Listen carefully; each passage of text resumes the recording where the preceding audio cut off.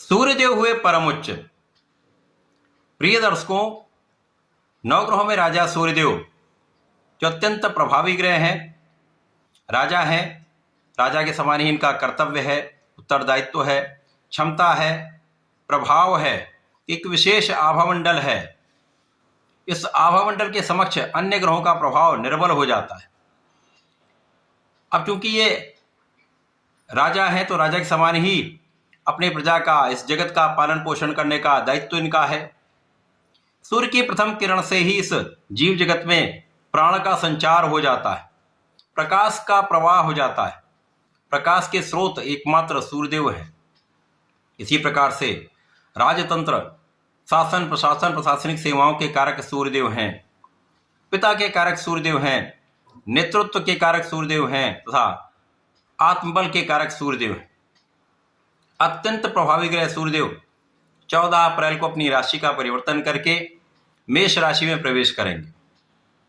अब मेष राशि सूर्यदेव की उच्च राशि है। इस प्रकार से सूर्यदेव अपनी परम उच्च अवस्था में समस्त राशि के जातकों को प्रभावित भी करेंगे, कुछ बड़े तथा विशिष्ट लाभ भी अवश्य प्रदान करेंगे। जय श्री गणेश। नमस्कार, मैं आचार्य संजय द्विवेदी। मेरे समस्त प्रबुद्ध दर्शकों का मेरे चैनल पर हार्दिक स्वागत है। प्रिय दर्शकों, आज मैं कन्या राशि के लिए सूर्यदेव के सराशि परिवर्तन का, सूर्यदेव के परम उच्च अवस्था का किस प्रकार का परिणाम प्राप्त होने वाला है, सूर्यदेव आपके किन किन भाव को प्रभावित करके आपके जीवन को परिवर्तित करने वाले हैं, लाभ में वृद्धि करने वाले हैं, अथवा कहीं पर कुछ अवरोध है या समस्या है तो उसका क्या निराकरण है, संपूर्ण विश्लेषण मैं पूर्ण तर्क के साथ करने जा रहा हूं। प्रिय दर्शकों, इस राशिफल को आप अपने लग्न तथा राशि दोनों के अनुसार देख सकते हैं। कन्या राशि के स्वामी बुध हैं। बुध और सूर्य का अतिमित्र का भाव है, राजा और युवराज का भाव है, जिसके कारण यह अत्यंत महत्वपूर्ण तथा विशेष परिवर्तन है। अब कन्या राशि के सूर्यदेव आपके द्वादश के स्वामी है। वह भाव के स्वामी होकर इनका गोचर आपके अष्टम भाव में आरंभ हो रहा है। अष्टम भाव भी त्रिक भाव है, द्वादश भाव भी त्रिक भाव है, परंतु सूर्य को कोई त्रिक दोष नहीं लगता है। यद्यपि अन्य ग्रहों पर इसका विशेष प्रभाव पड़ता है, अन्य ग्रहों का कारकत्व तथा उनका जो कारक भाव है वो निर्बल हो जाता है, परंतु सूर्यदेव राजा हैं और इनको कोई त्रिक दोष नहीं लगता। सूर्यदेव अपनी उच्च राशि में होकर यहाँ प्रबल प्रभाव देने वाले हैं। यहाँ पर ये अपनी उच्चस्थ अवस्था में भी होंगे, विपरीत राजयोग में भी होंगे, जिसके कारण ये समय कन्या राशि के लिए अति विशेष होने वाला है। जब आपको विपरीत परिस्थितियों में, जब आपको लगता है कि मेरा काम नहीं हो सकता, आप उस कार्य से दूर होने लगते हैं, वो कार्य अचानक बन जाता है और आकस्मिकता के भाव में ये गोचर आरंभ हो रहा है। निश्चित रूप से कुछ विशिष्ट तथा बड़े प्रभाव प्राप्त होने वाले हैं। सर्वप्रथम तो यहां पर आपका आत्मबल प्रबल होगा। पहले से अधिक आप अपने को कॉन्फिडेंट समझेंगे तथा आपका प्रभाव भी वैसा ही दिखने वाला है। जब आप आत्मबल से भरे होते हैं तो आप सही तथा सकारात्मक निर्णय लेते हैं।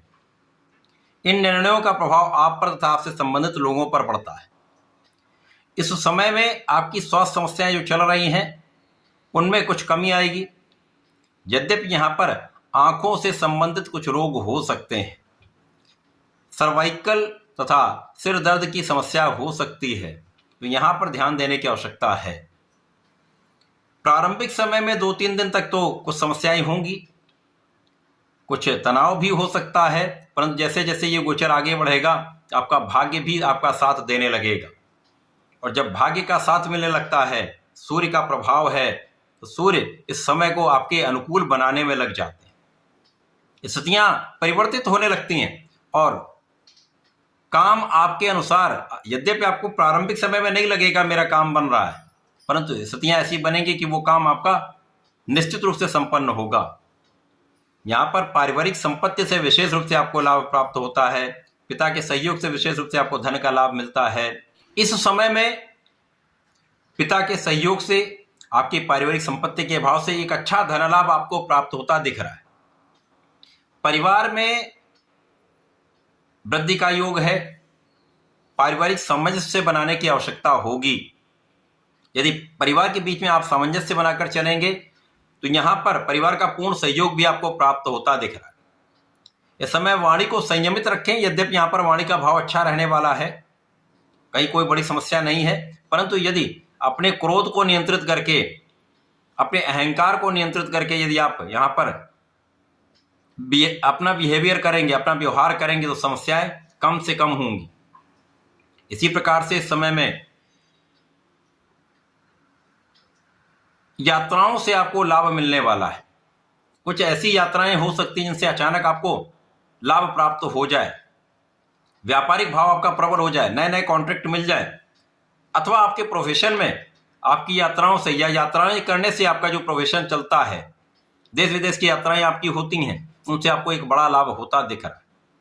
जो लोग विदेशी सेवाओं में हैं उनके लिए बड़ा अवसर है, पदवृद्धि हो सकती है, लाभ वृद्धि हो सकती है, अच्छा इंक्रीमेंट हो सकता है। इस समय में आपकी संपूर्ण सुरक्षा होगी, आपके आयु की भी रक्षा होगी, तथा इस समय में आपके ज्ञान की प्रबलता आपको प्राप्त होगी। इस समय में आप अपने ज्ञान को बढ़ाने वाले, जो लोग उच्च शिक्षा ले रहे हैं उनके लिए अच्छा अवसर है, क्योंकि यहाँ पर आपका कंसंट्रेशन अच्छा रहेगा, आपका आत्मबल अच्छा रहेगा, तो आप अपने शिक्षा में ध्यान दे पाएंगे। और जो लोग विशेष शिक्षा ले रहे हैं, स्पेशल एजुकेशन ले रहे हैं, उनके लिए विशेष अवसर है, या रिसर्च के क्षेत्र में है तो वहाँ पर भी अच्छा अवसर मिल रहा है। इसी प्रकार से आपका आध्यात्मिकता का भाव यहाँ पर प्रबल रहेगा, आपका धर्म कर्म के कार्यों में मन लगेगा, धर्म कर्म के कार्यों में आपका कुछ व्यय भी होगा, कुछ धार्मिक अनुष्ठानों में आपका व्यय हो सकता है, धार्मिक यात्राओं में आपका कुछ व्यय हो सकता है। ये आपके लिए संतुष्टिदायक भी होगा, आपके लिए लाभदायक भी होगा। सूर्य का ये परिवर्तन यद्यपि यहाँ पर अष्टम भाव में है, परंतु यहाँ पर बहुत सारी समस्याओं का निदान भी होगा, अचानक धन प्राप्ति भी होगी, धन का आप संचय भी कर पाएंगे।